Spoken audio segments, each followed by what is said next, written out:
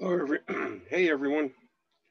Slightly Slanted Sleuth coming at you from Oakdale, Minnesota. The Stabbing Cabin in Oakdale, Minnesota. Says I'm live on YouTube, but it's not showing live on my. Oh, there we are. Hello, guys. Hey, guys. So before we get going, Steve, I was using a different screen name when I went through the dang issue on Jeff D's channel. So in short, I'm a long time sub, just different screen name. It's all good, Winston. Winston Breaks. Nice name, by the way. What's up, Eric? Brother man. Good evening, architect. I need bifocals, man. I can't see close to me with them on. I can't see far away without them. Getting old sucks, does it not, folks? Well, I'd like to take this moment to promote my special product, and that's Get the Fuck Up Juice. Shut the fuck up, juice, and buy juice. No, I'm just kidding. But I was going to say something else, but I totally lost what I was going to say. I wanted to say thank you, mighty spirit of light that shines through the cosmos. Shine my mighty spirit of light that shines through the cosmos. Bring my flame closer in harmony to thee.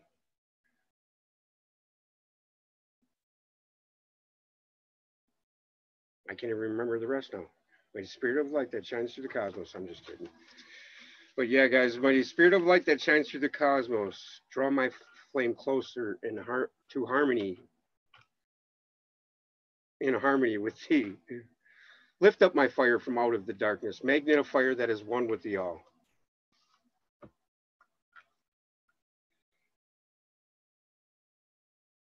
I do this because I care, folks. I guess that's the long and short of it, you know. And I was going to have somebody on here with me, but for some odd reason, I haven't heard back from them. Maybe they got kidnapped on the way. Must have got lost. Must have got lost somewhere down the line. There he is.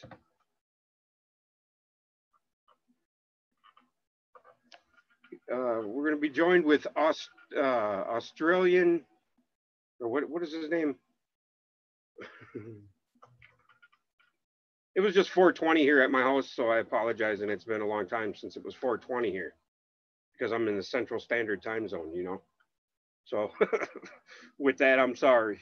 I don't blame you if you think I'm retarded, but hey, maybe I am. Maybe you've been listening to a complete crackpot the whole time I've been on this YouTube channel, right? Could it be? Very well could be. But Aaron Price is going to be joining me. Australian School of Esoterica. Very well learned person.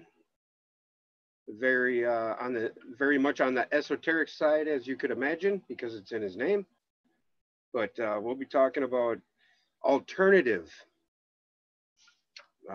ways to meet the ineffable one, our higher self.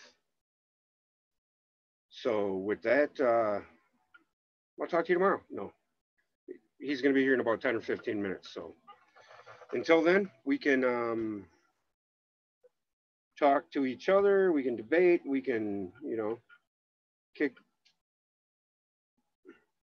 Hey, my chat was frozen. I'm sorry. Hello, Angel Fiery Petals, Winston Breaks, My Skies 5D. Angel Fiery Petals, nice to see you here. Cana Life Guy, Ecuador. Canal Life Guy, Ecuador. I think that's right. Hello, hello. I changed my name. How are you, Slightly Sleuth? Why is everybody changing their name? There's identity crisis going on here in my chat. So it's not just me.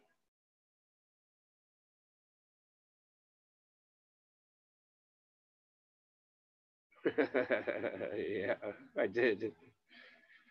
Joanne, where are we? Hello, Steve. That sounds funny. Joanne, where are we? This is Joanne, right? Rainbow Phoenix, what's up, sweetheart? Canal Life Guy, Ecuador. Travis here. Yahweh Noah, he's changed his name. I believe the clouds are entities. There is a group out there, is there not? That hey, Cassie James, that a local plant is making the clouds. Yeah, there's a local plant making your clouds, all right. It's called the implanted compartmentalized uh, pilots association for whatever area you're in. That is the birthplace of your clouds. Elizabeth Stevens, hi, nice to see you here. So yeah, I don't know if you've seen my video or not, my most recent one, where I was filming the sundog thing and whatnot. But it started out, I was gonna go off and on a tizzy like I used to, but either age is getting the best of me or better thinking, better way of thinking, I think, because it just makes me look stupid when I flip out, and I'm trying not to do that. I want to address a couple of issues recently in our I don't know what I want to say to that, our reality here on the YouTube circuit, as far as the nonsense that's constantly preached by a lot of people. A lot of people are just preaching nonsense, me included. You know, just because I think it's truth, I shouldn't expect anybody else to think it's truth. So my shit's just a bunch of bullshit too.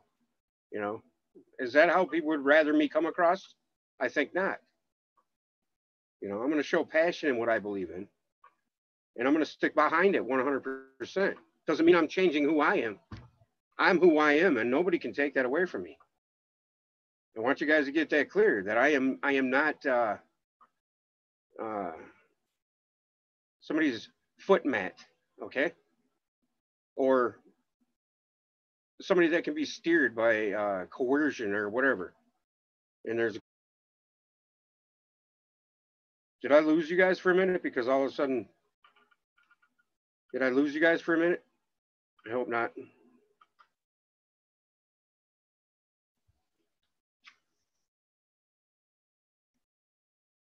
Paul from Newcastle, what's up, buddy?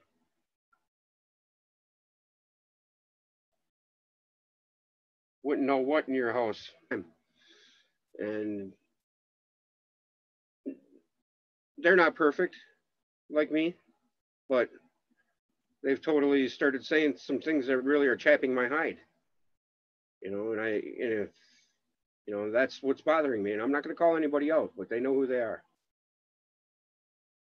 And that's all I want to say on that, because the other thing I wanted to bring up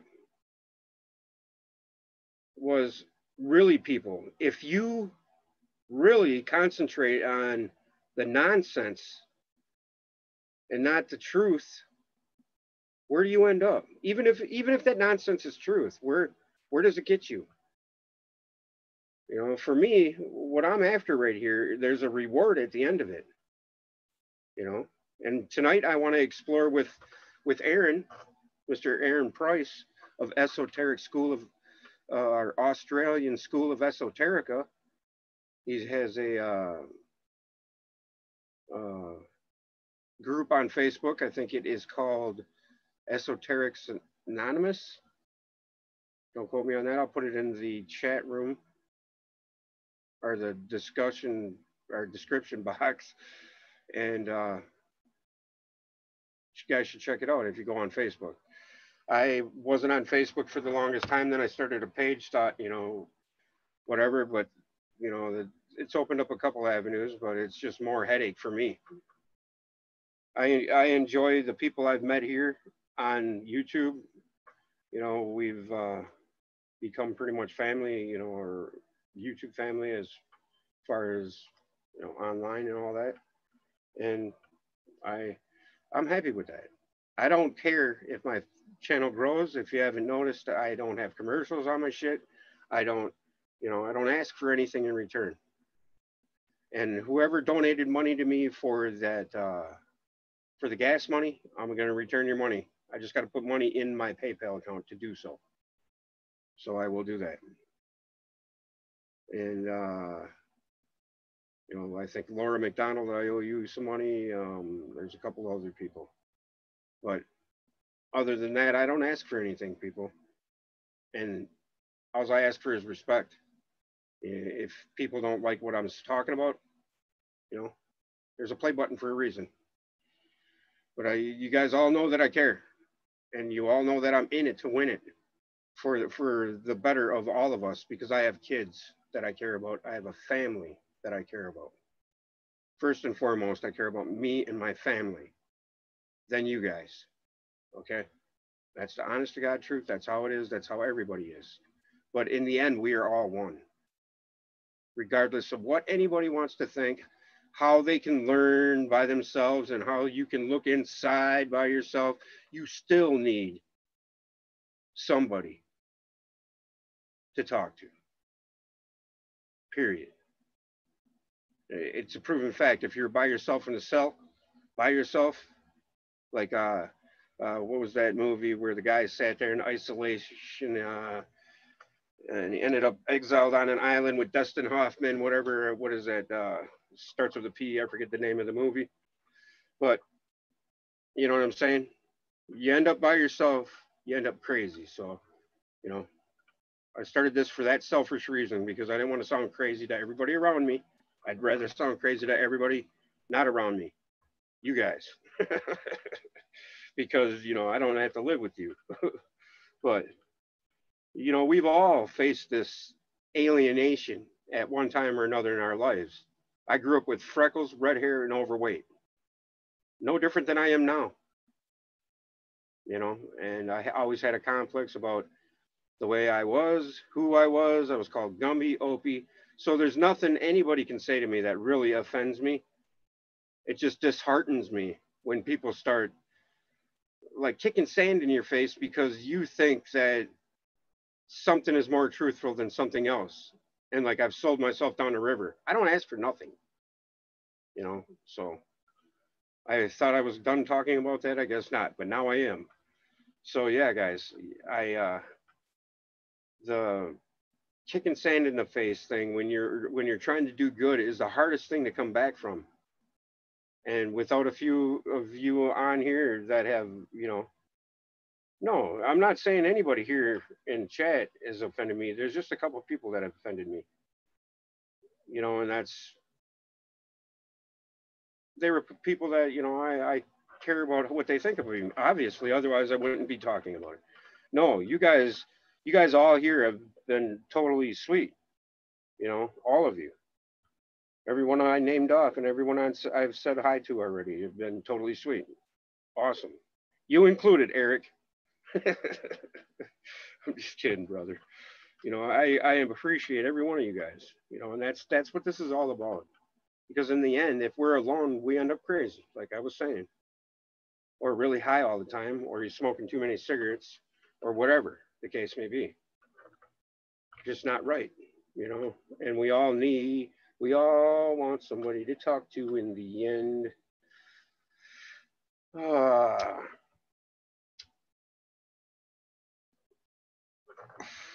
But yeah,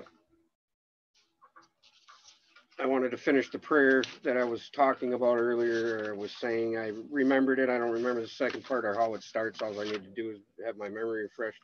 Is anybody in the chat plugged in enough to remember that prayer, or that you're gonna bust out Google or your book and then say it right here?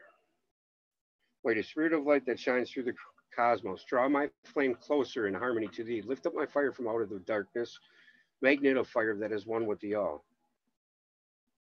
Lift up my soul, thou mighty and potent. Child of the light, turn not away. Draw me in power to melt in thy furnace, one with all things and all things within one. Fire of the life strain, and one with the brain. That I have forgotten to continue to say daily, and as I can notice, I can notice the difference when I say it and when I don't. Honest to God truth. Hey, what's up, Max Vision? It's never easy finding your tribe. Right, well, an apple tree cares not how many apples it produces, dear friends. Right, but I'm not trying to make friends. I guess I care too much. Oh, somebody's here. Hang on.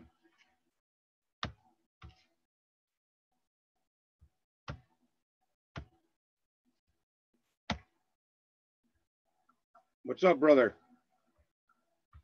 What's up, brother? How are ya? Pretty good. Hang on. Oh, you just got your emblem up? Okay, cool. Yeah, pretty good. How you been, buddy? Everybody? Yeah, good, brother. Very well. Very well. How about you? Pretty good. Pretty good. I've been on a little drama spurt today, and that must have been why I'm talking to you now, because you seem to be my I don't know, the last time I was on one of these tirades, you were around, so you're not my barometer or the causation. I'm not saying that, buddy, but I'm saying you were there to help me through it the last time. Oh, I'm glad to hear it, man. So how have you been? How's the weather been there? Good. Late 80s, early 90s for the last 3 to 4 weeks, so it's starting to cool down. It's awesome. Great. Yeah, here in the Midwest, we're worried about floods. But everybody, this is Aaron Price, Australian School of Esoterica. Like I was telling you, he's a good researcher. He's an awesome go-to friend when I need him. So I mean, he's pretty cool. He's got a family in Australia. He was dealing with heat up his yin yang. Why don't you say a couple words there, Aaron, and tell everybody hi. Hey, what's up, everyone? Hope everyone's doing well. Today, I hope I can share some stuff about the tarot, or the truth, as I call it, today, because I've been pretty deep. I know some of you already know me. I've disappeared for the last probably 6 weeks. I've spent a lot of time getting deep into the tarot to learn it back to front, left to right, up and down, and all around. And I'm trying to develop a system of self-psychology based on using the archetypes of the tarot and ascending through the conscious ladder, I guess, to eventually, get to the Magus and the Empress, and then bind the two into the infinite all. So, yeah, it's been pretty deep. Awesome. Well, you said you were on some sort of sabbatical this weekend. What were you doing? Just a little bit of interdimensional exploration, I guess. Awesome. You could say that. Awesome. Right. Yeah, just trying to replicate a time that I had probably 3 years ago, where I set the intention to meet the creator of all, and just trying to replicate that exact experience given the same parameters, and it works. So yeah, so it's good. So you're saying you met the all? Well, yeah. So when you say meet the all, I witnessed what the all is, but can't say that there was a conversation or anything of that sort, because the all isn't something that you can have a conversation with. Probably the best way to describe it would be, if you think of an atom and the way the protons and the neutrons and stuff spin around the nucleus. Well, you would say that the infinite creator is that, but it, rather than being uniform like the proton neutron setup, it's more chaotic, and through the middle of that comes exploding out, planets, stars, words, letters, numbers, colors, smells, yeah, so, but I had exactly the same experience that I did the first time. So I'm pretty happy about that. Proves to me that if it wasn't a true experience, that at least I can replicate the same thing more than once. So either way, pretty interesting. Well, isn't that the scientific method these days? Yeah, pretty much. If That's something's exactly what it is, brother. if something's repeatable, it's pretty close to our modern day explanation of science anyway, scientific process. So yeah, it is. It is. And so do you think that experience you had in your description of what it's light pretty much EMF, right? I mean, is what you're saying. yeah, yep. So do you think your experience is different from like say Phil's because of your expectation of it? You know what I mean? It's like the double slit experiment. And I'm not saying the double slit experiment, the results were correct in their interpretation. They're in, you know what I mean by that? Yeah, You know, yeah. how they say because of an observer was watching it, it changed it. Yeah, well, I reckon it's all subjective, isn't it? Because, you know, that's what we're armed with as individuals. We're armed with a perception, aren't we? So, and our perception is based on everything that we understand as an individual. So I can't imagine how for someone to meet the creator would be the same for two individuals. I would say to be different for everyone. Right. Because at the end of the day, you can only understand what you perceive. So, I mean, if your intention is true and you're trying to meet the creator, then it's only going to be in a way that you can tangibly understand it. Otherwise, it's pointless. Right. So remember when you were on the 5 thing and we inherently knew that the pyramid had something to do with that? Yeah. We were spot on. You know that, right? No, I didn't. Yeah, and it's because the fifth element is when you're from, when you meet like you have, when you meet, or you don't really meet the ineffable, you experience it, right? Or you witness it, or like you said. And yep. Was there 2 different sources for you? I mean, like a light and then a presence, or was there for you? Was there just one source thing? Was there like? Do you know what I'm getting at there, bud? Yeah. I understand what you're getting at. I'm not sure. I haven't really thought about it in that sort of way yet, actually. Cheers for that. Now I would say like there seems to be some sort of transition period between, it's not like you close your eyes and snap you there. So there's some sort of transition period. I do remember light, definitely, but it proves to me that whatever that existence is removed from the reality that we understand, because there's some sort of period of travel from here to there. So, which is interesting as well, because, if time is something only of the 3rd dimension, when you're activating multi-dimensional forms of consciousness, obviously you're not stuck in a 3D consciousness. It's 4D, 5D, 6D, 7D. So for there to be to travel to that level of consciousness, then I would say that time might possibly be attached to more than just the 3rd dimension and the 4th dimension. It could even go further into the 5th, the 6th, the 7th, however many, because there's lots of theories between it. You know what I mean by that? Yeah. No, it was some time. It's hard to put a number on exactly how long, but I would say, the distance of travel felt like infinite, but the time, I suppose, if I look back, maybe would have been 20 to 30 seconds. So not quite instantaneous, but there's enough for you to notice. Yeah, that's right. That's basically all it was. It was enough for me to, for it to tweak and go to me, oh, well, how come time exists further than, what we've been told? That's interesting. So, yeah. Okay, now, you know how in the Emerald Tablets it says we're all one in one at all time existent, or all in all one time existent? Do you think that means that it's pretty much the squaring of the circle principle, where, what I mean, the infinite exists within the finite. So therefore, whatever's in there is infinite, yet, one at the same time. The singularity in the finite form. You know what I mean? The inside out version of the toroid. Do you think I'm with you on that. I would say, like, especially in the concept of the square and the circle, I would definitely say that anything that's within the bounds is still infinite, even though it has a finite boundary. No, but yeah, I meant by like dimensionless or timeless. I know what you just said, that there's time there, but I mean, there are tiers to it. But I mean, I don't know, because the way I've heard it explained is that it's timeless and yet dimensionless. There's one, you realize that all is connected, and it's like the where the singularity is being compressed together.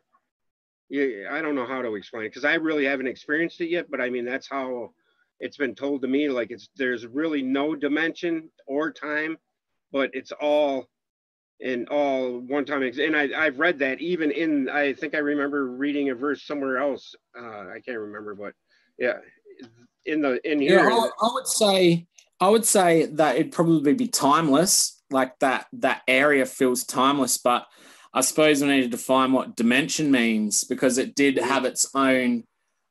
Even though I clearly understood that it was connected to everything, it was one with the all, and it was the singularity of all the multiple different emanations of energy, it still did have its place. Like, it was a place on its own. So, I mean, did that place have boundaries? I suppose you would define a dimension by a place which, is within the boundaries. Mm-hmm. But I mean, it still is its own place. Like, the experience I had anyway, like, even though it was connected to everything, it was still its own, own place. I guess that's the best way to describe it. I haven't really thought about that as far as like the dimension and what that means yet, because it was only a couple of days ago. But I mean, I would definitely say I would define that there's a place. Like, it's not Do you feel any different? rolled into one. Sorry, do you feel any different? Yeah, always. Every single time I do it. Absolutely. Always feel different.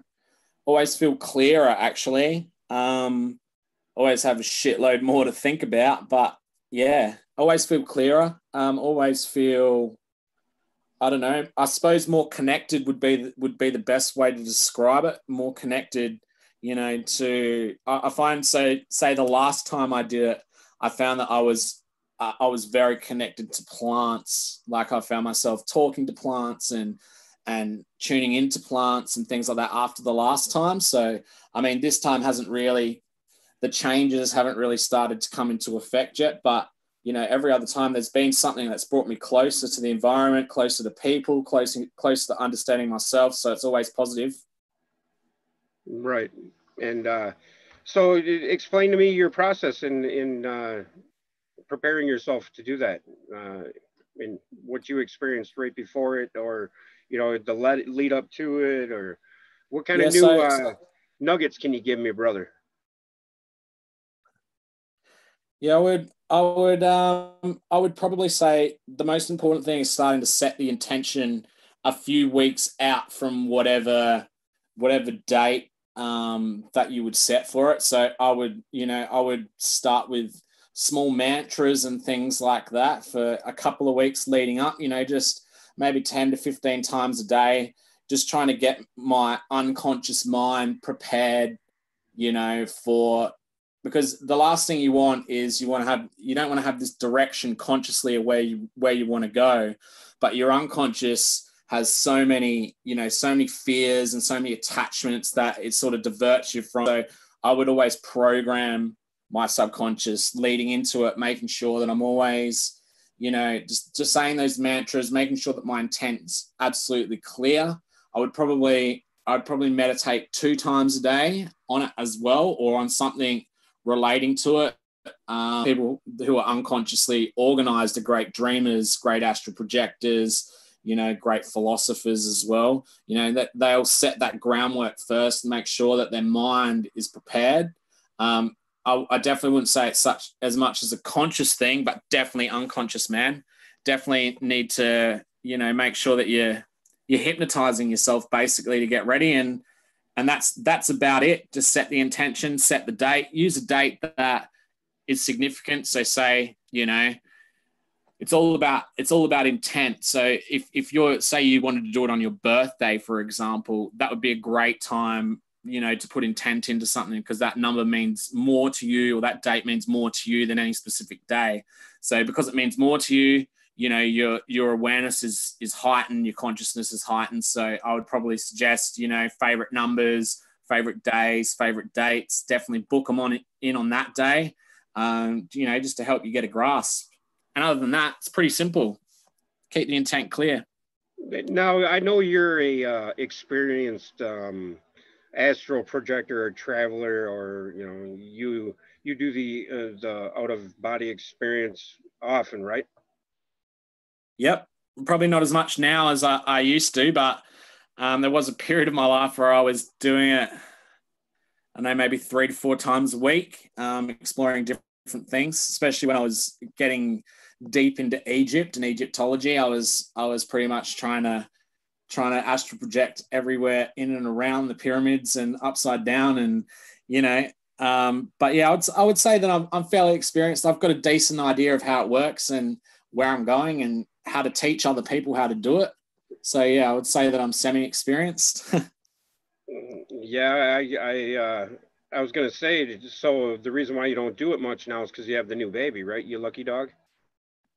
Yeah, man. Yeah, that's exactly right. You got to stay fresh for the little boys, keep me on my toes. Astral projection, it takes too much out of you. So you get super tired if you keep doing it. So, I like to stay on the ball. If there's going to be a day where I have a bit of time in lieu from the boy, then I might dabble. But other than that, it interferes with your life a lot. It does change your perceptions pretty drastically on a continual basis. And I mean, people are cool with that, but for me, that part of my life's over. I'm more interested in focusing on the family now. So nice. Right, and that is an inherent topic, or like hurdle to overcome when I don't know how to explain it. I was watching this reincarnation lady talk about, her kid started coming to her with, her kid got shot in the wrist in a previous life in the Civil War, but she got into it because of that, and it ended up her doing 30 years of research or whatever. And I don't know if you've ever looked into that stuff, have you? Nah, not really. Continue. Wow. I'm intrigued. But I mean, yeah, and so now when I think of kids, it's a totally different situation now, because, and this was just today where my mind got blown this morning when I watched this lady, and she has tangible proof, of death records, people getting shot, and they come back with physical markings on them, of where they got shot in the chest, like a birthmark. And then her kid had eczema on his wrist where he got shot. And once the memory of that was over, he lost the eczema. But my point of what I'm trying to get at here, I think, is kids now. She was saying, after you reincarnate, you get to choose what belly you want to go into, and you usually stay in your, so if anybody's died in your family recently, you know what I mean, or her family, your wife's family, you know what I mean? Yeah. Like you really pay attention to the kid, because man, I've thought back on when my kids were born and people that had died recently in my soul family, and it's like, no way, I kind of had that feeling, you know what I mean?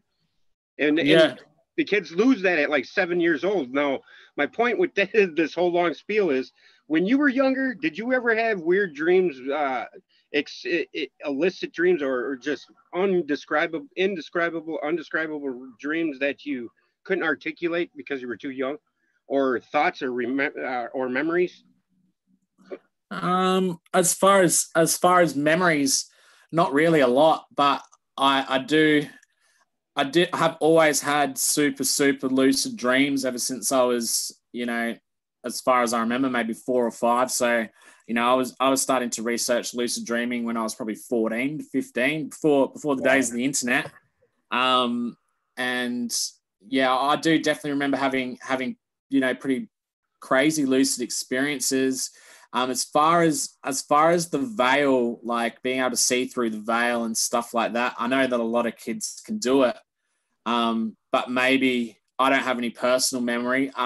Maybe it was indoctrinated out of me by my parents, saying, oh, that's nonsense, rah, rah, rah. And then I've, dismissed that information, at some point along the line. But as far as that, I don't have any recollection of that. But I mean, I truly believe that, kids can see through the veil, and they can also experience, have multidimensional experiences, especially when they're dreaming. But hello. Now I know everyone used to have an imaginary friend when they were a kid. Well, obviously not many of us have a good recollection of like what that imaginary friend meant to us, but who's to say that it wasn't an entity, or an elemental that we'd befriended, and we were told, oh, that's, you're too old to have an imaginary friend now, or imaginary friends are silly, they're not real, etc., etc.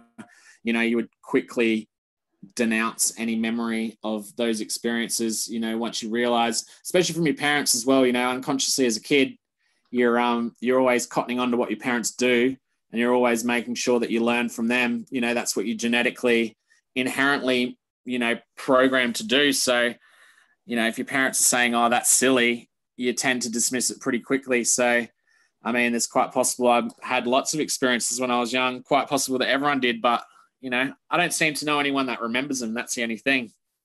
Yeah, that lady, her research showed that we usually lose those memories at about 5 to 7 years of age. Everyone, even the ones that she does the cases on, they retain, because I think she attributes emotional attachment to memory that keeps it live in your brain. Yeah. And that's interesting. You have to link that to me, because I'm interested in researching that and seeing what she has to say, because that's something I'm pretty interested in, man. Yeah, I thought you would. That's why I brought it up. But yeah, it was pretty revealing, man. And it's weird because in the Hindu religion, they're totally open to this whole thing, and people actually seek out their past family after they come back, and they actually describe the addresses of where they lived before. And she had instances where she's knocked on the door with the case, the person she's doing it, and they accept him in and actually meet his wife, which is like 60 years old, and he's like 3 or 4, and crazy. Yeah, dude. So it was pretty wow, and it was all legit too. Some guy had 45 years of study behind it. And it was I don't know if you remember the case recently where the fighter pilot from World War II he was naming off all of his mates that were in the Air Force with him or whatever, in World War II, and died previous to him, and met him in heaven, but he was saying their names when he was younger, and he was always interested in airplanes, and he could tell his mom and dad everything about a Corsair.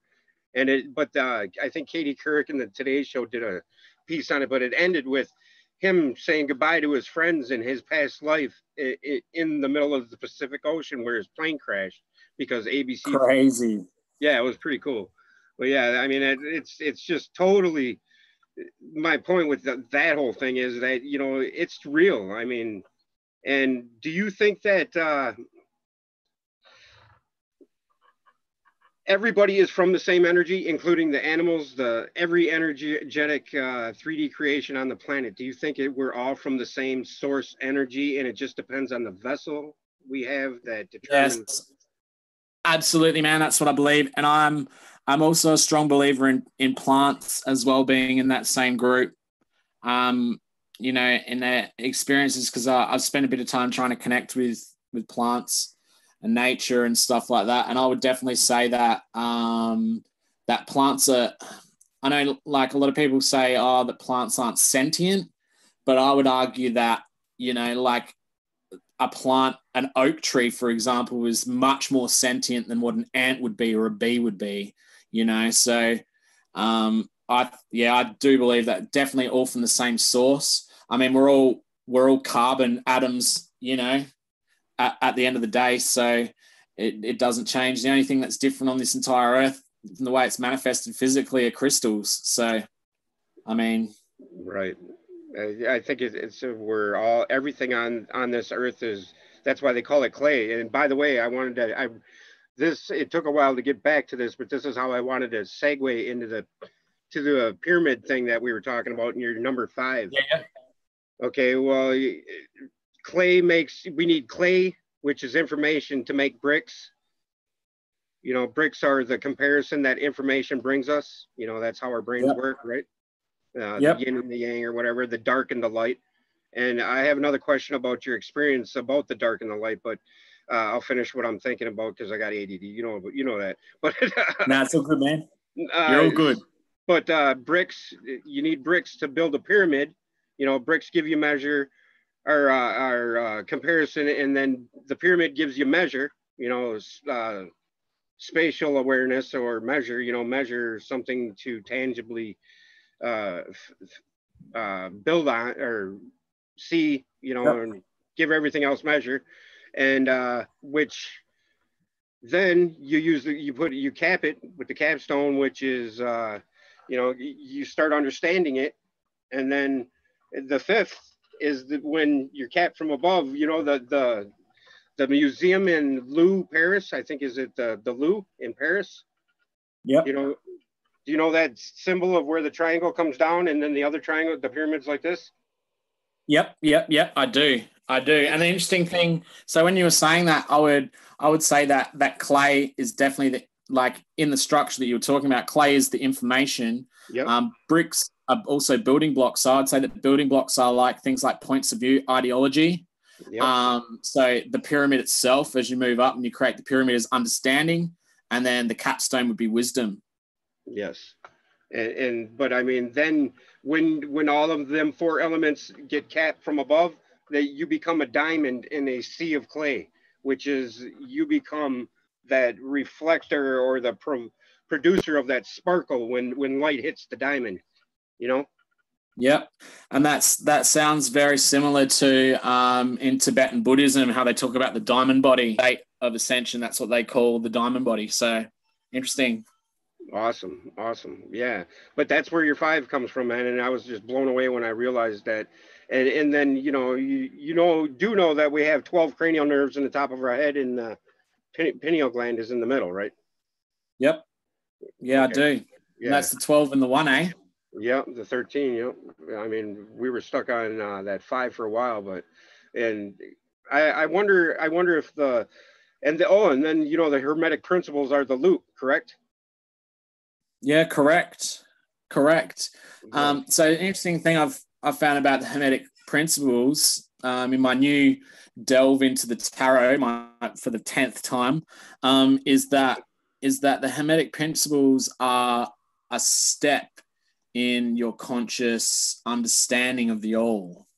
So I would say that your consciousness is structured in a format of 1, 2, 4, 2, 1. So what happens is your consciousness starts off at 1, which is very narrow-minded, unable to, you know, to make, you know, discerning decisions. And then you go to the 2. So you understand gender, you understand race, you understand all the, you know, the different black, white archetypes. You understand that at a pretty early age. And then you move to the 4. So you start to understand, you know, the different elements, and unconsciously, you know, you start to understand fire, water, wind, and earth. But then you move, this is when you come back to Hermetic. So you come back into the Hermetic. So the Hermetic principles are basically a conscious layout of how to understand the dualistic nature of the universe, right? So once you understand the dualistic nature of the universe, you have to come back to the 1. You have to be able to meld the positive and the negative and come back to the 1. So, you know, since I've been doing this tarot for the last, you know, month or so, I finally realized that, you know, I was living my life by the Hermetic principles, and I try to live my life by natural law. I have for the last 3 to 4 years. So, and I've realized that it's not the be all and end all. It's not really the manifestation or the understanding of the way everything works. It's just the understanding of how things work in duality. So I never even had a single concept of that. You know, I've probably read through the Hermetic principles thousands and thousands of times, been spent, you know, studying Hermetics for 10 to 15 years.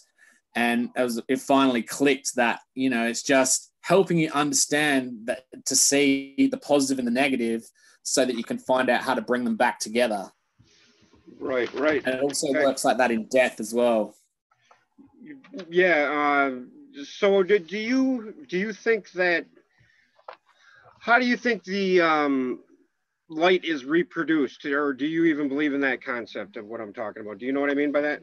I don't know if you've listened to Phil's take on that, and you know how, because the way here, I can pull up a picture here for you. Probably, I'm gonna grab a picture here out of my drive. Well, I'm not even gonna try to go on my drive. Forget it. But anyway, I've got the 5 that we were talking about are okay. There's different. The way he was trying to explain it to me, and I think I'm correlating it. I'm asking you this, you know, and trying to compare it to what you're saying, because I believe that your experience was authentic, you know, and I totally believe you. You know what I mean? I'm not doubting that that you haven't. You know what I mean? I totally believe you. Yeah. I'm trying to wrap my mind around, you know, what's the reasons why they're different. You know what I mean? And but the 5 also are galaxy, you know, where the clay or the information is in place of that, you put the galaxy, and then you can look at it on a galactic level where, you know, the galaxy, star, planet, creature, and then brain is the 5th. You know what I mean? Whereas when it's clay, bricks, pyramid, capstone, diamond, the end is brain on the galactic plane. You know what I mean? What I'm saying there? Yeah. I see what you mean. And then energy, atomic, mineral, life, and light. And then point, line, surface, volume, hypervolume, or seed, stem, leaf, bud, seed. So I mean, does that make sense to you? Yeah, that makes sense to me. Well, obviously everything is the 5, and I suppose that that makes sense to me, the way that you've said it. Yeah. Yeah, and the 7 now are the same way. You can apply like where it's correspondence. You can replace that with I forget what it was, but you know, it's correspondence, vibration, polarity, and you know, those principles are exactly, you can fit them right into the creation myths of all religions. You know what I mean?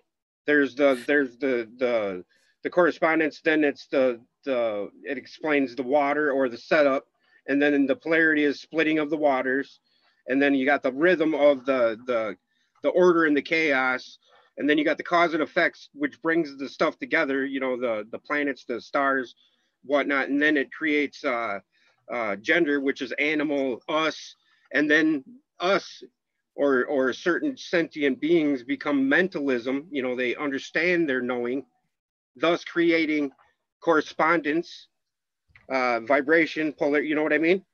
And right there is that. Right there, from mentalism to correspondence, is where those 2 pyramids are coming together at the loop. That sparked that.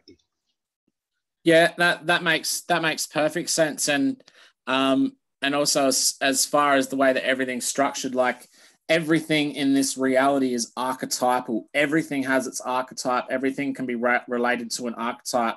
I've been, you know, studying archetypes for a long, long time, almost a decade, and I would say that archetypes are everything. Everything has an archetype, and archetypes are what correspond with each other. There's no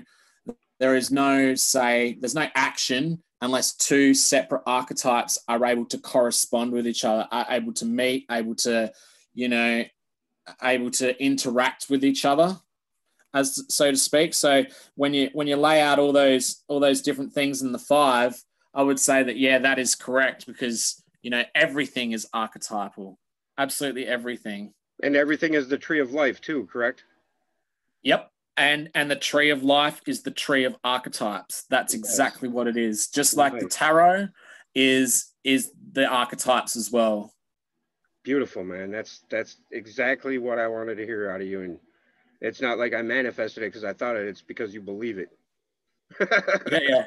I'm just kidding. I fully believe it, man. You know that I've been into the Kabbalah for a long time, and I've been in and out of gematria and in and out of tarot, you know, dozens of times. Had to go back to the Kabbalah, you know, and it's not until now that I actually realized that the Kabbalah, the Keys of Solomon, you know, all these magical teachings, they're just ways to manipulate the archetypes to become one. That is all it's about. There's nothing more to it than that. It's so that simple, is it not? What's that, brother? It's that simple. It is really that simple. I think that we've overcomplicated it by giving it this status of like a cult and, you know, and like mystical or mystic, you know, like it's not at all. It's quite simple. I think modern psychology, well, not so much the latest psychology, but modern psychology as a whole. Yeah. What's that, brother? The Freudian psychological mindset, you mean? Has modeled it up. Yeah. So the Freudian's pretty good. So I'm into Jungian myself because I'm into dreams, and you know, so I'm more of that sort of side. But I'd say that the modern psychology basically has it right. You know, that everything works on an archetype in one way or another.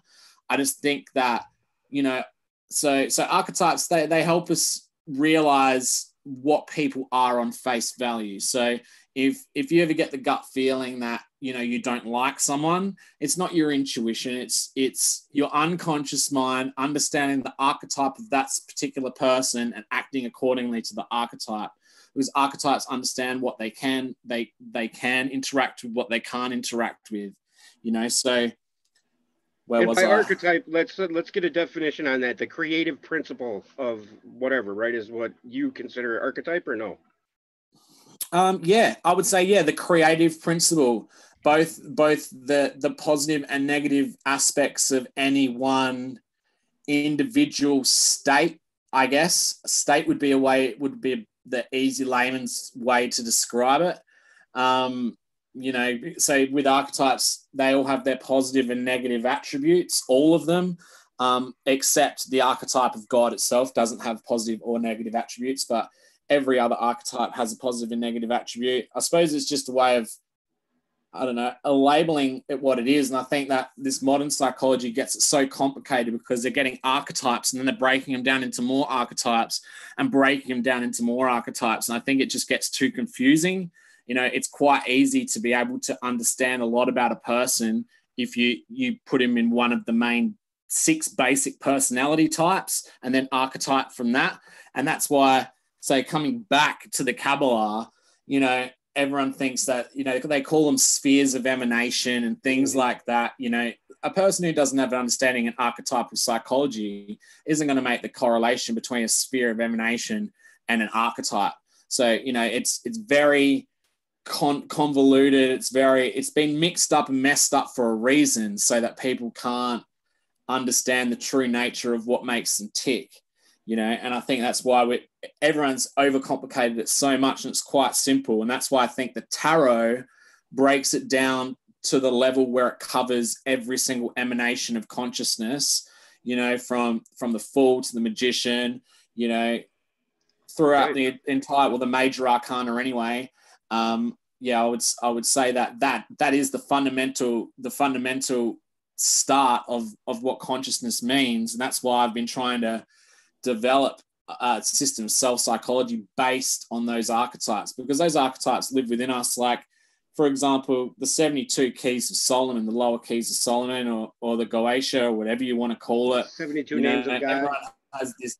Everyone has this thing about it's demonic and it's this and it's that. Yeah. You know, it's not any of those things. All it is understanding the 72 different emanations of our psyche. That's all it is. These entities, these demons that people conjure forth, what they're doing is they're manifesting parts of their psyche based on their perception. That's all it is. It's nothing more than that. And like, you know, we've just mysticized the understanding of our minds so much over the last 200 years that none of it even makes sense. If someone was to pick up the Lesser Keys of Solomon, or, you know, or any major magical teaching, they would just go, what the fuck is this ridiculous stuff? You know? Man, me and you and I both have grown. Like, do you sense this between us? How far we've come since our last conversation? Yeah, man. Yeah. Thing is, I'm always like this. I'm never the same as I was a week before. You know, I always love. That's I love awesome. dabbling in the secrets of the mind, and especially perception. I'm addicted to changing perceptions, or at least bloody trying to. You know. Well, that's what our reality really truly is. Isn't that what you believe? We manifest what we get, right? Absolutely, we do. Absolutely. Yeah. And everything's about perception. Everything. Yes. And so when you're exposing yourself to nothing but we're painted in a corner and this and that, you know what I mean? That whole mindset of, you know, we're being raked over the coals. What's your opinion on that now? Where you were more on the, I haven't heard that out of you right here. And that was one of the reasons why I just said what I said, how far we've come is, you were on the more fringe side of saying that we've been hijacked, and you know what I'm talking about there? Remember our last conversation? Yeah, I'm just thinking about how my perception would have changed since then.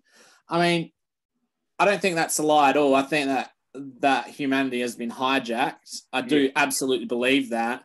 But I think, like, it really, sometimes I forget with all the stuff I do on mind control and gematria, sometimes I forget that none of it matters. Like, what matters is that we individually make a difference. You know, we make a difference to ourselves first. The world's never going to get better, you know, unless we individually make ourselves better, improve ourselves. Because when we improve ourselves, we improve our relationships, and we improve other people, and then they improve other people. You know, it's a chain reaction throughout the entire of humanity. And I think at the moment, the way that they've hijacked us is to make us think the opposite, you know, to try and divide and conquer and try and make us hate the person we live with, or not hate, but, you know, not as fruitful of a relationship with these people because of all this influence that we have. So, like, I mean, yeah, I suppose before I was more like, watch out, you know, these forces are trying to manipulate the way you think. But now I suppose I'm more like, well, who fucking cares? You know, if you're gonna put in the work to improve yourself and improve the people around you, then who gives a fuck what they're doing? You know, stay in your own lane. Beautiful, brother. That's exactly what I've been trying to scream off the rooftop forever. I love that, because, you know, even if it is so, how is it going to change without changing? It won't. I mean, you're the only one that can change you. I mean, you can't change anybody. And I've come to that realization myself recently. And I think that's what my rant was about today. And it's no coincidence you came around today, dude. You know, it's just like, wow. That's how it works, doesn't it? It does. It does. People come in and out of your life continually for specific reasons. You know, every single person that's in your life, whether you like to think it or not, is there for a purpose, and a defined purpose as to, you know, evolving your being. Even people, say you make friends with someone who rips you off, and, you know, you let them live with you, and they steal all your stuff while you've gone to work or whatever. You know, that person is still a positive influence on your life, should you choose to accept that, you know? Right. I guess you could consider them your personal archetypes of sorts. Yeah. And see, so that's another thing is like understanding archetypes. You know, if we can pin down the archetypes of the people around us, you know, you only need a very basic understanding of archetypes to pin the archetypes of, you know, your wife, your kids, your mum, your dad, your friends. You know, once you start to understand what their archetype is, then you can understand how they behave and why they behave the way they do. And when you do that, the things they do, you care about less, because the reason why we have so much problem with like people lying to us, or, people doing this, people doing that, is that we don't understand why someone would do that, and that's what hurts. And that's what hurts us. Not the fact that we're actually hurt and we deserve to be treated better than that. That's all bullshit. That's just a justification for someone else's, bad behavior. I would say that, it just all comes down to, say, for example, it's the best way to say it. So someone that a lot of people have a problem with people lying to them, for example. Now I'm myself, like, sure, it pisses me off, but like, I understand the archetype, and I understand potentially the things in life that person has been through to create that behavior. Now, so for my wife, she absolutely hates lies. She cannot stand them. She always gets riled up, but that's because she doesn't understand the reason why they act the way they do. And I think that's why archetypes, they help us understand.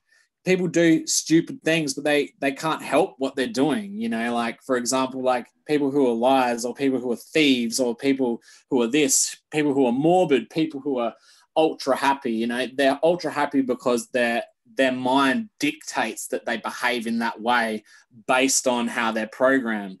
So, yeah. Hey man, dude, you're well on your way to being a soul psychologist. I'll tell you that. That's awesome, brother. And it's enlightening to hear you speak in this manner, because, wow, that's pretty impressive, brother. I mean, you've got your finger on the pulse of a far deeper understanding of how our relationships with one another really truly work than most any psychologist that I've ever come across, because that's the first time I've ever heard it told to me and made sense. It made sense to me. And I consider myself a pretty deep thinker. It comes back to it again about it being that easy. Like, it is really that easy. If you're given the tools to understand what the fuck is happening, it's pretty easy to navigate things. For example, for a liar, if you understand, the reason why they lie is because it's an attention-seeking thing. They probably are seeking attention because they were bullied when they're at school, because they moved home a lot, because their parents abused them, right? So how can you not have compassion for that person, the way they act, when you know the reasons why they act that way? You know what I mean? So someone who lies because they got bullied at school, they just wanted to have friends, like how can you just say, fuck you, you lied to me, you're a piece of shit?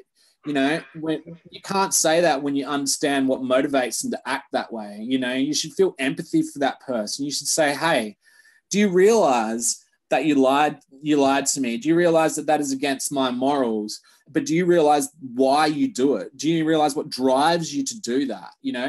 Most people will say, no, I don't understand what drives me to do that, Mm-hmm. And it's like, well, and it's like, it's the key. Archetypes are the key to, to unlocking your childhood, to consolidating relationships, to consolidating life meaning, for example. When you know who the people are and what they represent and what they're in your life for, and, what you're destined to do and how your archetype is destined to improve and to change, then, everything falls into place. And I think, like, rather than us screaming from the rooftops, Rothschilds, blah, blah, blah, blah, blah, George Soros, Illuminati, I hate the word Illuminati because they're not illuminated at all.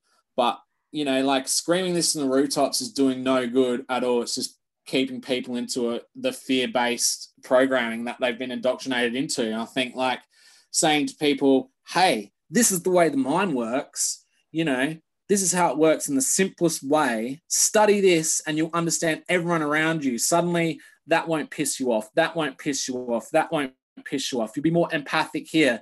You'll be more empathic here. You'll understand the reason why this person's crying. You understand the reason why this person's laughing. It gives life more meaning, I believe, anyway.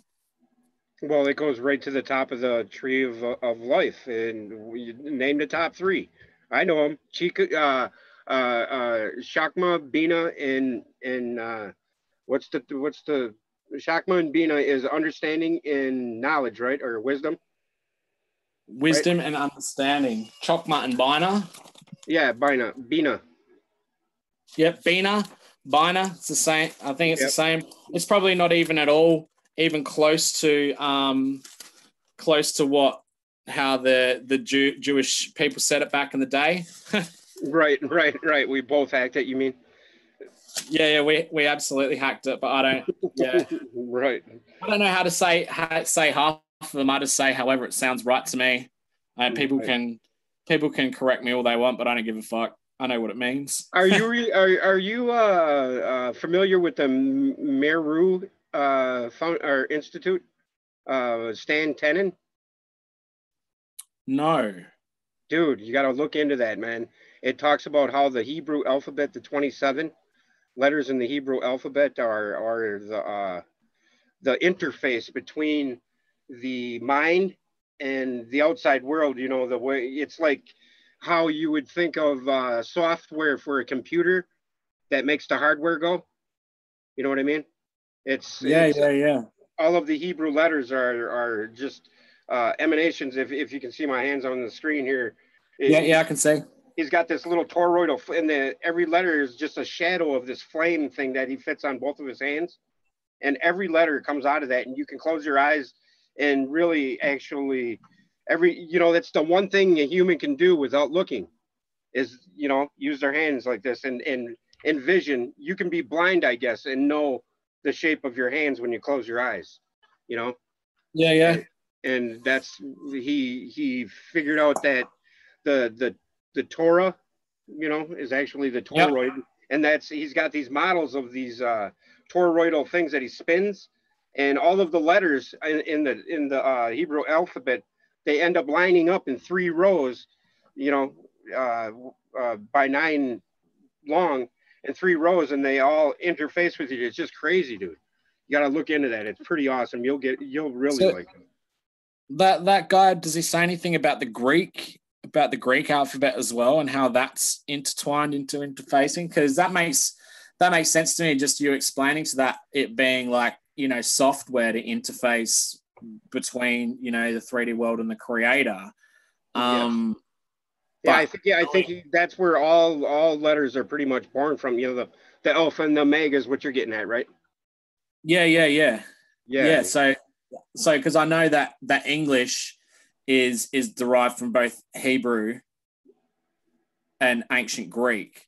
Yep. So it makes me think that maybe they are one in the same in a way. Right. And I think maybe based on what you said, maybe that guy's perception is coming from a strictly Hebrew understanding, Kabbalistic understanding, but knowing that English ties in with the entire world as well. So you can prove it through gematria that English words, tie into reality as well. And that's because they're derived from both Jewish and ancient Greek. So what if they're one in the same? What if they're just spoken differently, but the symbols themselves, have one meaning? Have I talked to you since my last gematria thing? Remember the Rakatamata thing and all that? Yeah. No, I don't think so. I entered my name, and you know what that came back as the first interrelate. Oh yeah, I talked to you about that. The key to Shambhala, the prayer. Yep. Yeah. Yep. So yeah, that was wow, and yeah, that was the last time I talked to you, I think. Yeah. But Yeah. I think it was, and I think so. On Shambhala, so when I think about the psyche and what Shambhala might be, I would say that it'd be a higher level of consciousness, which is intermediate between the physical emanation and the non-physical. Do you get what I mean? I know exactly what you mean. Where we have a astral realm, we have a spirit realm, and we have a physical realm, right? Yeah, and I would say that the Shambhala is between the spirit realm and the physical realm. Like the astral realm. Where Yeah. or do you think that's apart from, you're talking just a a higher understanding or a still place of understanding? Yeah, because let's remember as well is that all these different realms, you know, all is the mind. So Sure. when you think about astral or spiritual or physical, they're all emanations of the mind. They're not emanations of something mystical and something, you know, some part of the universe. So, you know, when I astrally project, it's my mind that creates that situation. I've trained my mind to be able to put myself into that state. When I meditate, I've trained my mind to be able to put myself into that state. So I would argue that all of these dimensions are just different aspects of the psyche and nothing else. Nice. That would harken right to the dimensionless, timeless nature of the all, right? I mean, because then in essence you're saying God is within every one of us, right at the center of all things, correct? Exactly. And, you know, and it's like books like the Kybalion, which, you know, I'm sure millions of people across the world have read the Kybalion. You know, all is the mind. Now, Kybalion's like a little taste tester for Hermetics to say these are the principles which underlie, you know, the structure of our reality. But the fundamental teaching of that book is all is the mind, you know, and it couldn't be any more plain than that. You don't need to decipher it. The all, the creator, is a mind and nothing else. And that's why we are all made in God's image, because we are mind first over everything. Mind over physicality, mind over emotion, mind over everything. I know we choose to use different faculties over our mind at times, but our mind is the dominant feature of our species. You know, so all those things, you know, I'm at a point now since I've been getting back into the tarot where I'm getting all of my understandings, you know, from the time I spent on the Golden Dawn, from the time I've spent in Crowley's works, you know, in Tibetan Buddhist, you know, I've done lots and lots of studies over lots of different things, and I'm bringing it all the way back to saying, like, how does this relate to the mind? You know, you're talking about your subtle body. Okay, well, what part of your body is the subtle body? You know, and it's like, so when I was listening to a live stream of you and Phil before, and he was talking about you know, becoming illuminated, right? And I asked a question, is that the same as claircognizance, right? And he was like, yes, it would be the same. And I thought to myself, so rather than let's not put illumination outside here, outside of the box, you know, let's think about the illumination from within. I know we all think about illumination from within and know that it's an internal process, but the state of illumination is still the process that is inside of us. It is claircognizance which makes us illuminated. It's claircognizance which makes us able to, you know, read the ether and be able to absorb information that we're not being given, you know, in the physical realm. So, yeah. So would you consider clairvoyance as the same as claircognizance? Well, or a product of it? Well, all of the clairs, they're all different faculties within the one. So it is all one thing. They're just, you know, so let's say, for example, you sound like a psychological politician right now. You know that? No, I'm just It's exactly what I was going for. I want to sound like a weasel that you can't trust. I'm kidding, brother. I know. I'm giving you hard questions, and I'm glad you're doing an excellent job answering them. By the way, what was the last question again? Do you think clairvoyance is the same as claircognizance, or do you think it's a product thereof? So I would say that they're different states of the same thing. In the same way that dimensions are, like you've got the first dimension, second dimension, third dimension, fourth dimension. Each aspect of that clair is honed to a specific aspect of reality, or I don't know what you would call it, of manifestation of the universe. So they are the same, but they're different in the same way that we are all the same, but we are different. I got a few questions in chat, if you don't mind. Does Asa think this 5G thing is to break what you're describing there, or to throw a monkey wrench at us, or do you think it's just overcomplication again?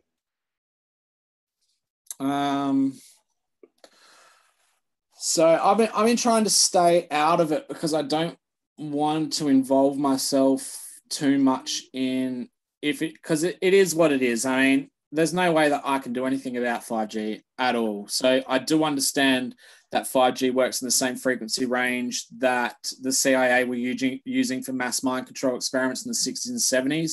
I do know that, and I do know that that is fact, that is not some sort of conspiracy. I also know that 5G penetrates our biofields. I know that as a fact as well.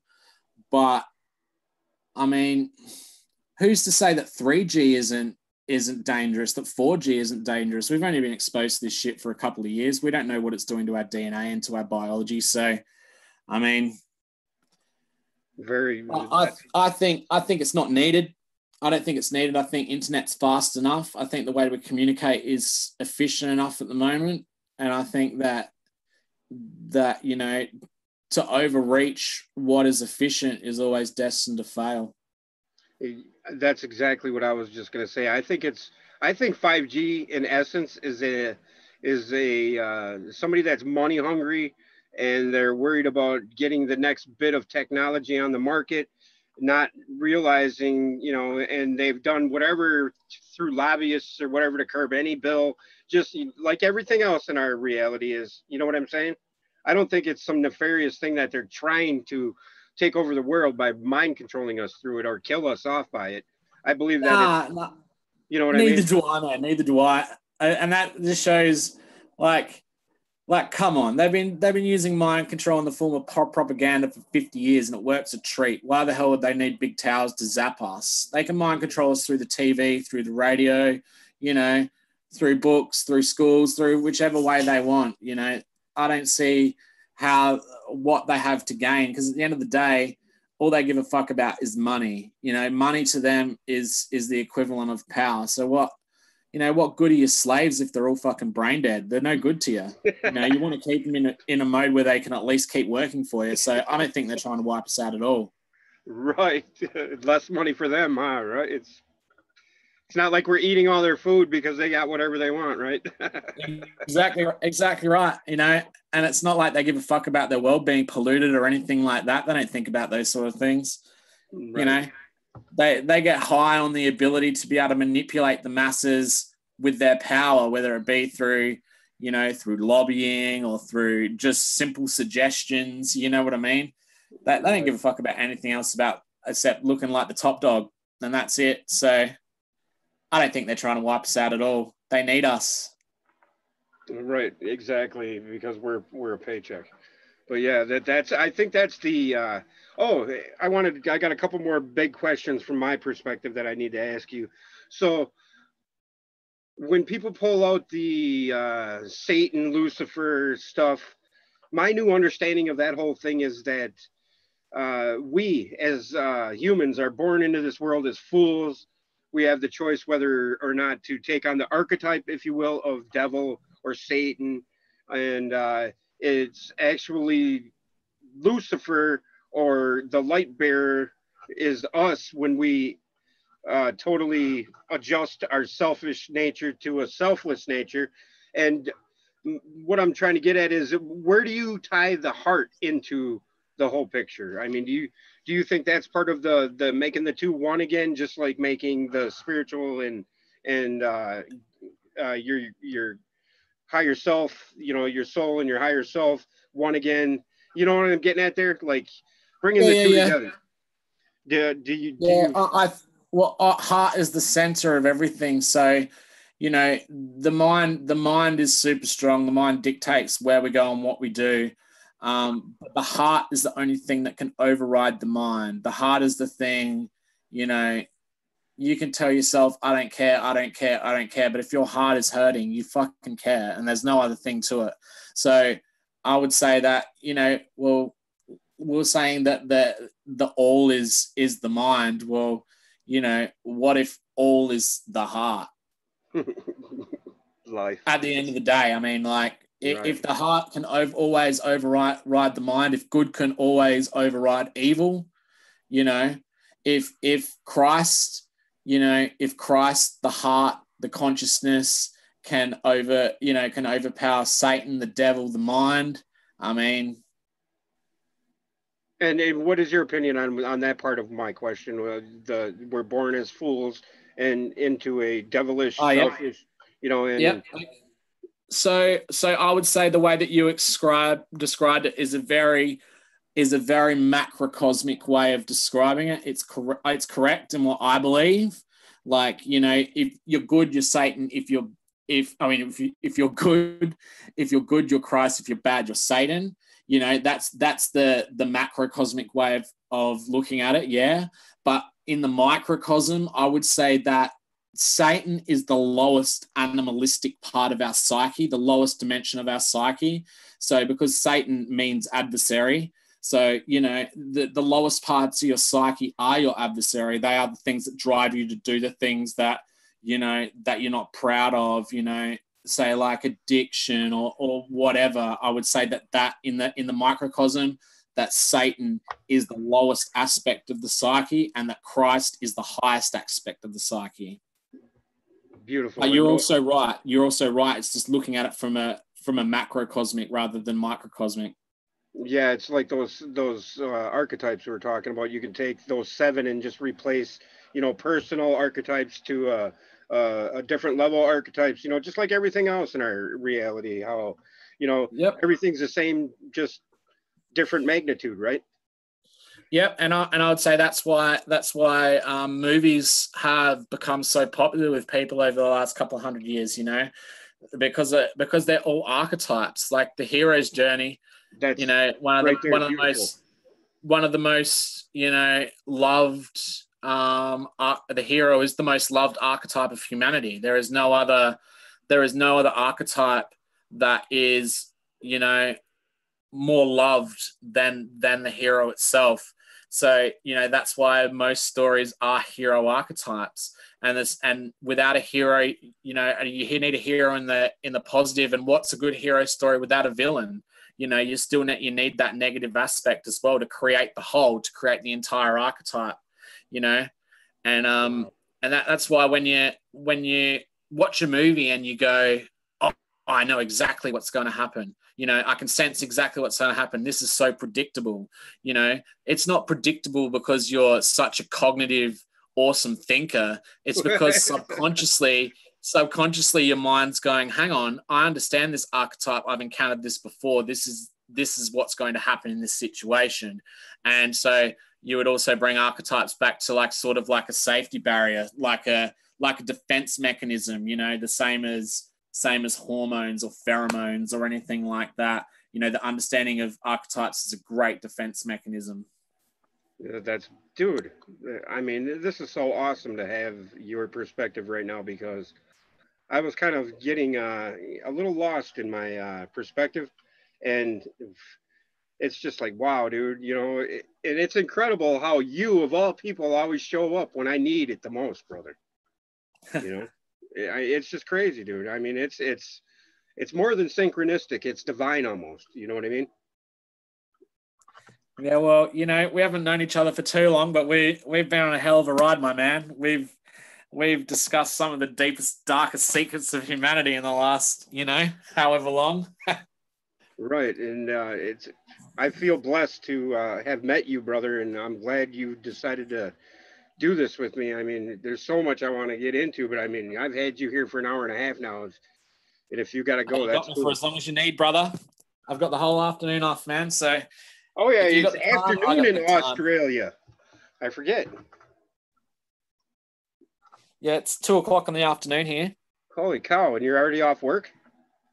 Yeah. Finished at 11 today. So awesome! Wow, that's a hell of a job. Yeah, it's a hell of a job. But sometimes, you know, it's 14 or 18 hours a day. So it's you know, take the good with the bad, I say. Right. Well, hey, I consider you good, so I'll take you anytime, brother. I mean, if you're willing to stick around. Does anybody else have any questions in the divine timing? Cassie James says, I I should probably delete my dry sense of things. Yours is most explot explosive. Oh, I thought that was a question. My bad. But yeah, there was a couple others. So when it comes to the cycles, what's your opinion on that now? I mean, remember the alignment we were talking about and all that, and the Yep. epiphanies I had with the Pluto thing and all that. Remember those conversations we were having a discussion about? Absolutely. I would never forget those conversations. They're still deep in my mind, my friend. So the cycles, I don't think my opinion has changed since we talked last about it. I think they still are what they are. You know, they're the rhythm of existence, and that's all there is to it. That's, it's no more complicated than that. Things come, things go. Things change, and things change. They never stay the same. Yep, the only constant is change itself. Correct. Exactly right. So that's the other thing. So probably about cycles. One thing I would have changed in my perception in the last probably month or two would be cycles aren't definitive. So with all this stuff on the tarot that I've done, I've come to realize that, say if you're male and female, if you were born both male and female with both appendages, you couldn't be 50-50 of the other. You could only be 49-51 or 30-70. You could never be 50-50. So based on that new understanding, based on that nothing is exactly perfectly half, because even, pi goes to infinite decimal places. So nothing's an exact whole number. So going back to that, I would say that cycles are never the same. They're never ever the same. Sure, they can come around like clockwork, but they're never exactly the same as the last one was. Right. Based on my new understanding. Yeah, what we were talking about before, I think we were both in agreement with, we don't know what the cycle is going to bring, but I mean, you still believe that cross thing is pretty significant, right? Yeah, man. Absolutely, I do. And remember, we were discussing that. I think we can bring into that moment. I think that moment is where it's like the 9/11 moment. You know what I mean by that? Where it's going to be a moment where we can steer the ship. Yep, I think so as well, man. I still do think so. I still believe. I mean, so as far as the yuga cycles go in Hinduism, I still believe that we are coming into the age of Aquarius, and I think that Kali Yuga is now over. And I do think that the crossing is potentially the mark at which we move from that Kali Yuga into the golden age. Nice. And that would be an opportunistic time to, regain power of whatever faculties we need to regain power of to, keep evolving our consciousness as a collective. Yes, man. We need to have more talks on this line, because this is exactly what needs to be done, because what's going on YouTube right now, especially with some of the people I considered enlightened previously, but now it's nothing but doom and gloom. And I know there's doom and gloom in the world. I'm not trying to say be blind to it. I'm just saying that, if you give that's my next question. If you give that power, that's what, hey, I think we covered this already, but I want to kind of pound it home that if them moments, there's no coincidence that it's not talked about. This cross alignment is not talked about. Not for the life of me, I can't understand why, because I mean, Sirius comes in at a 17-degree angle, as well as Pluto. Did you know that as well? No, I didn't know that. Yeah, off the ecliptic, and it takes 240 years for Pluto to make one orbit. So I mean, this is pretty significant, and they're all lined up, man. I mean, hello. Yeah, I'm still here. Oh, I thought I lost you, but yeah. So, what's your take on that? I mean, do you think that how else can we combat something like I just said, you know, about how the narrative is still being steered down that same road under the guise of, you know, awareness. But is that awareness? It's like self fulfilling prophecy. What's Yeah. your Yeah, that's exactly what it is, and that's exactly what, you know, it is what mind control is. And like you said, there's a lot of people on YouTube that are, you know, even if they're trying to come from a positive angle, they're still trying to spin this fear paradigm, and it just shows that no matter what your understanding is, your wisdom dictates your state of mind, and that, you know, it's not, it is all doom and gloom at the moment. Like, there's a lot of things that are going on, but that's only your perception of it. You know, you gotta make lemonade with lemons. There's no other thing to it, you know. And if you get a bunch of lemons and you say, oh, these are sour, these are no good to me, you know. right? Yeah, exactly. And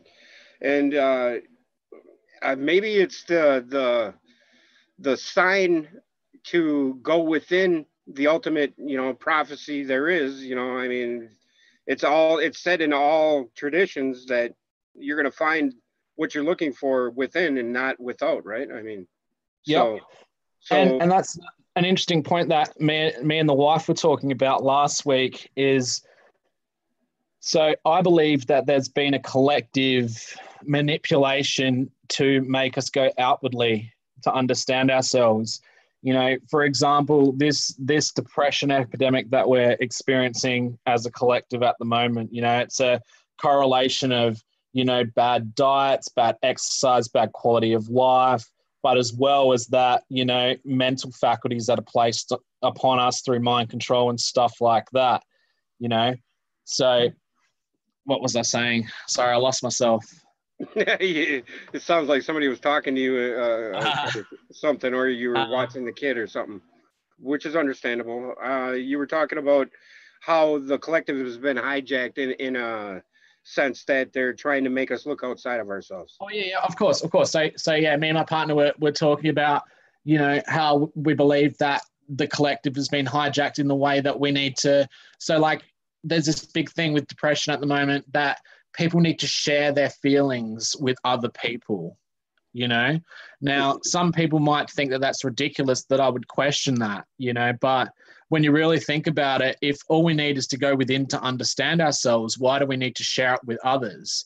You know, and you know, so this whole thing with depression, this massive propaganda campaign that's behind it, you know, is like, make sure you're talking to someone, you know, and okay, sure, it might help for some people, it might help alleviate the pressure that they feel inside themselves, but it's not solving anything. The only way that you solve things is to go within, you know, and that's why I think that that's one of the main things to defer us from ascending from a spiritual standpoint, is the fact that it's pushed on us left, right, and center that, you know, you need to go outwardly. You need to see a psychologist to help yourself. You need to talk to your friends when you're feeling down.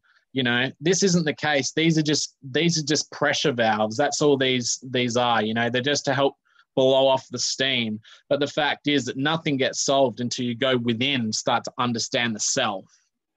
Yes.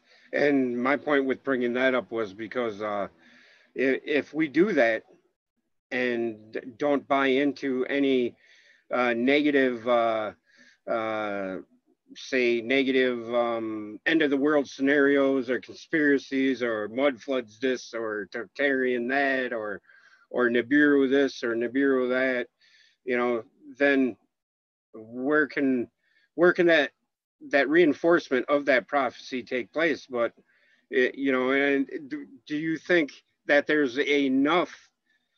Do you think there's a tipping point? Is what I'm getting at with all this? Do you think there's a tipping point on the percentage of population, or do you think it's all on an individual level? I mean, do you know what I'm getting at here? Yeah, I know what you mean. So there's been plenty of studies done over the last 30 years of like group meditations and, you know, and changing the frequency of the surroundings through group meditation. So when you understand that that has been scientifically proven that that occurs, then why wouldn't it occur in the negative aspect as well? You know, when you get a certain amount of people that, you know, are in this fear paradigm, then you're starting to, you know, drop the frequency around you, you know? So, yeah. Awesome. Yeah. So the 100th monkey effect is, you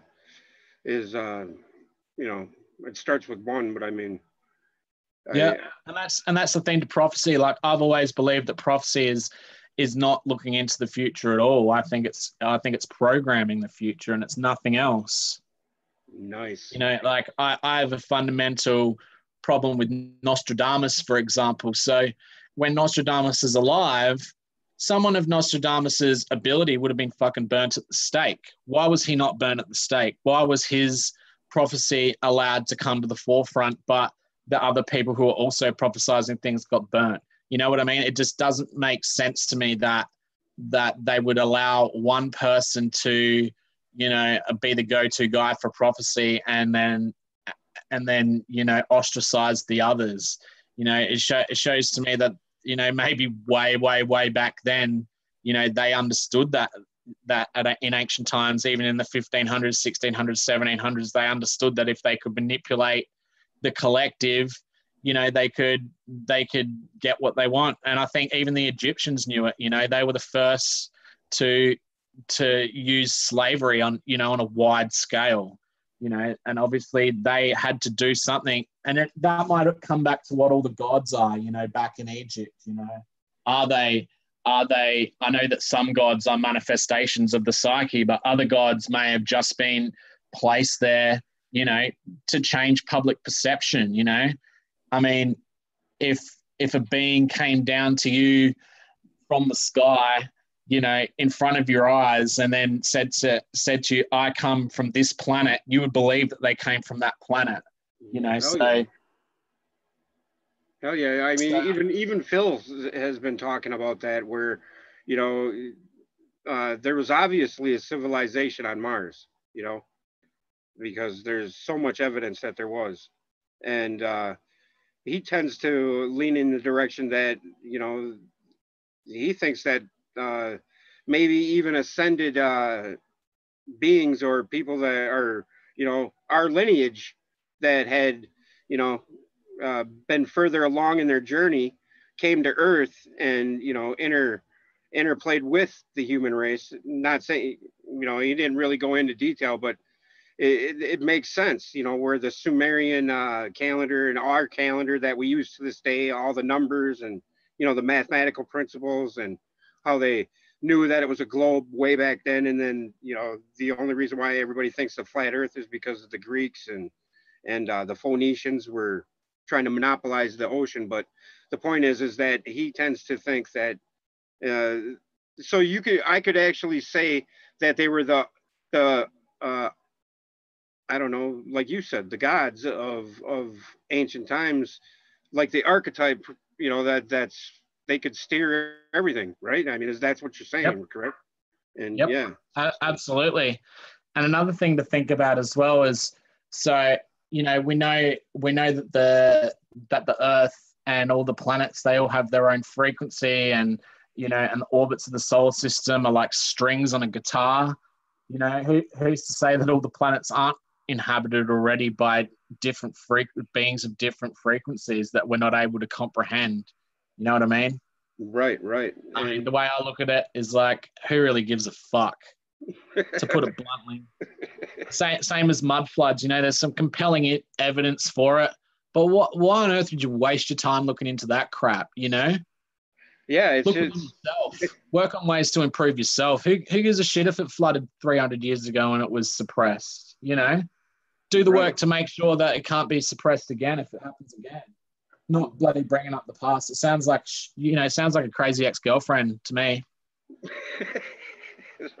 Man, you're in rare form tonight, brother, or today, because it's 2 in the afternoon. I keep calling it tonight because it's like it's 10:30 here, but yeah.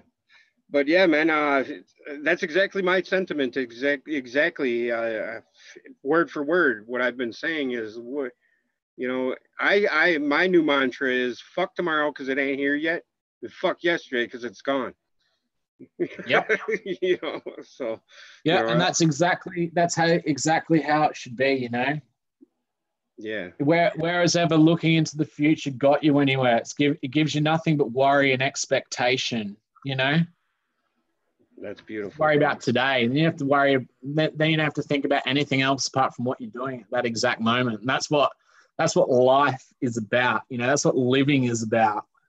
Living isn't about thinking about the past or thinking about the future. It's about being in a specific moment, you know, and acting out what your true will desires. And you can only do that if you're living in the present. Or in the now. Wait, that was just a minute ago or a second ago. No, that was a second ago. That's exactly right, my man. You know, and it should be as simple as that. You know, something that was said 30 seconds ago shouldn't really fucking matter at all anymore because you're focused on what you're doing now, you know? Beautiful. Yeah, I think on that note, we'll say, yeah, man, it's been excellent talking to you, dude. I mean, I totally. So, do you have anything you want to plug with everybody? Because you know, I'm sure people are interested in, you know, that watch this are going to be interested in where to find you, or you know, do you have a YouTube channel now? Or? Not as yet. Not as yet. We'll get into that a bit later. I'm just developing all the stuff for my YouTube channel at the moment. So I'm going to put out a 50-part series on the tarot. Wow. They're going to be short. Yeah, 5 to 8 minute videos. So that's what I've been working on for the last month to help people understand what the tarot truly is. You know, it's not some card game. It's not some, you know, it's not some bloody fortune telling apparatus. It's nothing to do with that. It's just a layout of the human psyche and helping you understand the different parts of your psyche. So I want to, yeah, it'll probably be a month or so away. It's a lot of work. So that's going to be the first part because obviously you know that I'm developing my own school, which will be in the physical and the astral as well. So it'll be in the physical for beginners, and then for the more advanced and intermediates, it'll be in the astral. So I'm developing astral programs and things like that as well. So at the moment, I've got nothing to plug, but stay tuned because in the next few months, I'll be starting to get all the pieces together and start getting it out there for everyone.